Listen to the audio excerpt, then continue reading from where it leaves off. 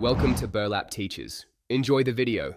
In this video, I will explain how to use easy Palappam mix. First, let's get started by preparing the batter. Begin by combining the Palappam mix with about 4 to 4 and 1/4 cups of lukewarm water and 4 tablespoons of sugar in a spacious bowl. Whisk the ingredients together until the batter is completely smooth, ensuring no lumps remain. Next, incorporate a small pinch of salt and 1 teaspoon of active dry yeast, mixing thoroughly to activate it. This initial step is crucial for a perfect appam.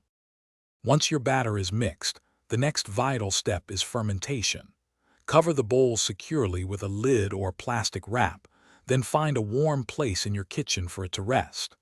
Let the batter ferment for approximately 8 to 10 hours, or simply leave it overnight.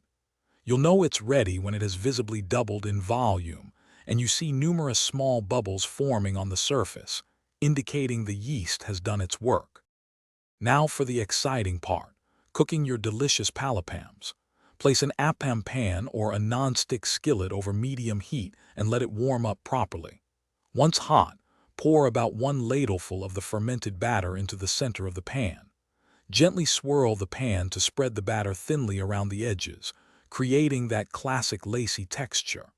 Cover the pan and cook for 2 to 3 minutes until the edges turn golden brown and crispy. Finally, it's time to enjoy your perfectly cooked palappams. For the best experience, serve them immediately while they are still warm and soft.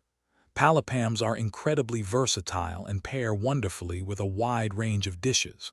Try them with a flavorful vegetable stew, a rich chicken curry, or simply with sweetened coconut milk for a delightful breakfast or dinner.